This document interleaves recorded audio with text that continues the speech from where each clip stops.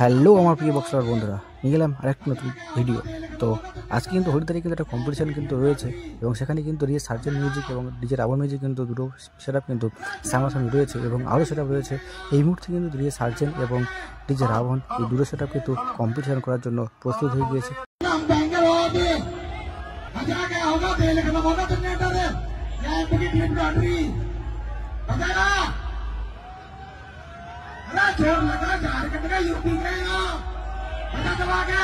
Hello hello hello, अरे बोले ये तो 30 दीवारें 30 बेचने बोले, ये तो पब्लिक फैसला कर देगी। बोले कौन जीता कौन हारा।